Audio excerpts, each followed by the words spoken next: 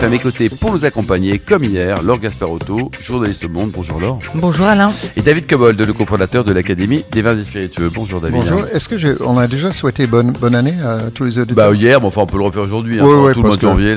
Donc bonne année David, vraiment, on est content de vous avoir pour cette... Et que ça continue. Et que ça continue. Alors pour commencer cette émission, une vidéo sur Radio a le plaisir d'accueillir Marion Barra, l'auteur du livre Bien vendre son vin sur Internet. Bonjour Marion et bonne année vous aussi.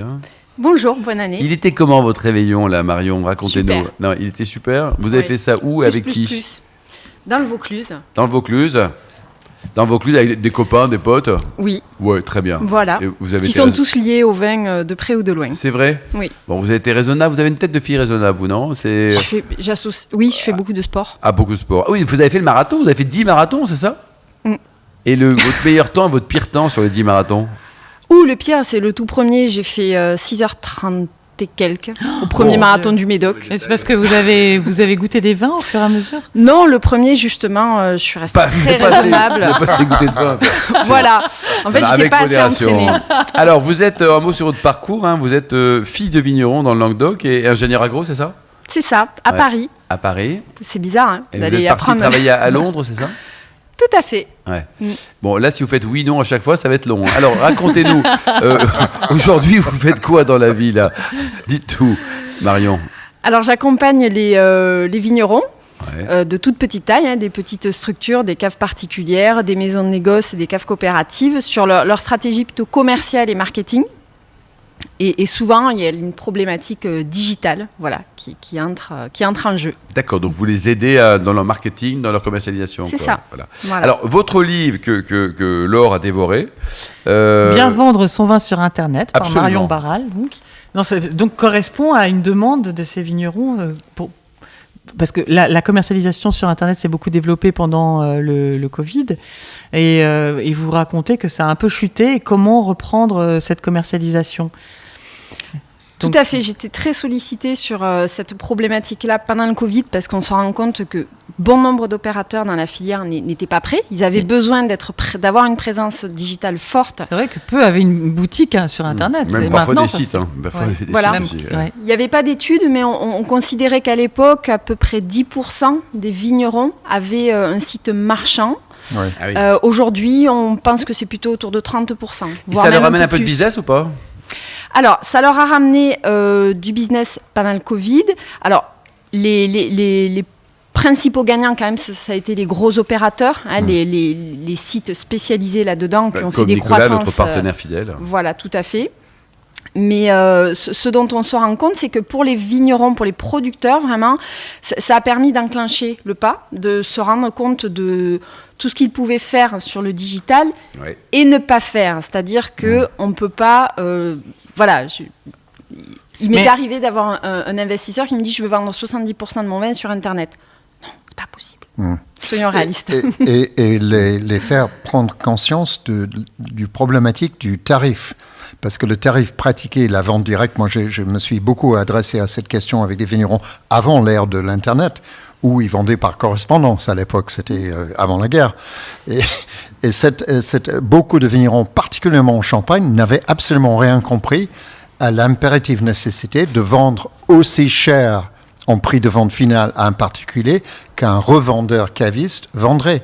C'est-à-dire qu'il coupait en permanence la branche sous le pied des revendeurs. Et si vous aviez lu le livre, David, vous verriez qu'il y a un chapitre qui correspond à la cohérence tarifaire et parler des frais de transport, parce que souvent, les particuliers ne peuvent pas croire le prix du transport. Une caisse de 12, si on est producteur à Bagnols-sur-Mer et on veut livrer donc une caisse de 12 à Lille, par exemple, combien ça coûte faut compter en moyenne 2 € la bouteille. 2 € la bouteille, rien que pour le transport. Donc c'est 24 € pour livrer une caisse de 12. Quoi. Donc c'est intégré dans sa stratégie commerciale. Oui, dans sa politique tarifaire. Oui, parce que si le consommateur se dit je vais attendre de partir en vacances dans le sud pour remplir mon coffre plutôt que de dépenser cet argent. Oui, mais il oublie de compter le frais de péage et d'essence quand même. Effectivement. Et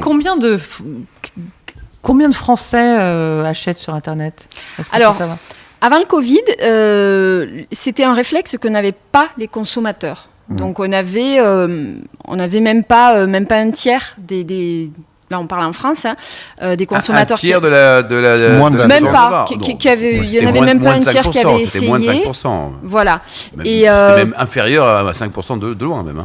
Et pendant le Covid, c'est à peu près un Français sur 2 qui s'est initié, qui a essayé au moins une fois d'acheter du vin sur Internet. On est aujourd'hui entre 30 et 40% des Français qui achètent du vin sur Internet. Mais les ventes en elles-mêmes sur Internet, ça représente combien par rapport aux ventes totales de vin en France? C'est ma question, Marion. C'est à peu près 8 à 10% du chiffre d'affaires total de la filière. Qui est vendu via le digital. Voilà, la différence... qui a quand même vachement progressé. Parce que... Et est-ce que c'est une question de génération aussi? Tout à fait. C'est-à-dire que l'acheteur moyen de vin sur Internet, il y a principalement 2 profils. Vous allez avoir le jeune urbain, moins de 40 ans, pour un consommateur de vin c'est assez jeune, qui va aller chercher des produits de niche, qui va aller chercher des produits originaux. Il sait ce qu'il veut. Oui, il y aura toujours une forme de prescription, d'une manière ou d'une autre. Voilà. Quelque chose qu'il aura lu sur Internet ou un ami qui lui aura parlé d'un vin, quelque chose qu'il aura dégusté en vacances. L'autre profil, sur les plateformes très généralistes type vente privée, ça va être quelqu'un qui à la base n'est pas forcément passionné de vin, qui s'y connaît pas, ça va être une femme urbaine passionnée de mode. D'accord. Qui cherche les prix aussi. Voilà, et puis et qui n'y connaît rien, donc qui veut être aiguillé et conseillé. Quel rapport entre la mode et puis le fait d'acheter son vin sur Internet? Sur Vipi, on achète de tout. Donc on reçoit des newsletters. Vipi est site équivalent. Et la tendance, c'est quoi? Ça s'accentue un peu ou alors ça stagne ou pas? Oui, on considère, là en France, c'est à peu près, il y a peu d'études, hein, vraiment. Les opérateurs... C'est un des premiers livres qui existent sur le site. Honnêtement, c'est le premier, c'est ça, oui. Mais il y a un côté guide pratique ou pas? Ce qu'il faut faire, pas faire, quoi, c'est ça? Comment on peut trouver votre livre? Parce que c'est auto-édité, n'est-ce pas? Oui, tout à fait. Ah oui. Alors, il est, pour le moment, il est en vente en format e-book. Et l'idée, c'est de le vraiment, à partir de cette année, il a un prix, votre livre? 9,90 € pour être très accessible. Il faut donner peut-être un site internet où le trouver? Sur le site AOC Conseil, voilà. AOC Conseil, ça c'est votre société, c'est avec ça? un S. Très bien. Et alors, qu'est-ce qu'il ne faut pas faire, par exemple? Quels sont les 2-3 trucs à éviter? Alors, David a déjà parlé des tarifs, par exemple. Voilà, l'incohérence tarifaire, ne vous lancez pas sur Internet. Ouais. À ne pas faire, c'est le calcul des frais de port au prorata du nombre de bouteilles et selon où on habite. Là, c'est plus de 80% d'abandon de panier. C'est prouvé, il y a eu des études là-dessus. C'est-à-dire préciser? C'est-à-dire que si vous remplissez votre panier, les vins que vous voulez, vous êtes content, et au moment où vous saisissez votre adresse, pouf, vous avez 40 € de frais de port. Ah, le forfait là, variable, quoi. Voilà, là plus de 8 acheteurs sur 10 abandonnent. Donc il faut l'intégrer dans le prix de la bouteille. Tout à fait. Ou alors faire un petit forfait pas cher, enfin le moins cher possible, intégrer une partie, non? Parce que vous perdez de l'argent, là. Oui, mais intégrer, il y a entre le prix de vente et le forfait visuel, enfin officiel en tout cas. Voilà, c'est ça. Ouais. Et le dernier, alors... C'est pas à ne pas faire, mais plutôt un conseil, c'est vraiment penser service, parce que la logistique du vin est quelque chose de très compliqué, qui rend souvent l'expérience d'achat de vin sur Internet déplorable. Ça casse, on n'est jamais là à la maison. On ne livre pas ou ça voilà. téléphoner. Donc penser service, avoir un livreur de très bonne qualité, quitte à payer cher. Et à l'englober, à l'intégrer dans son prix Et pour faire connaître son site Internet, son site marchand, parce qu'il faut que les gens sachent que vous existez. Pour donc cantonner producteur. Cantonner producteur, oui.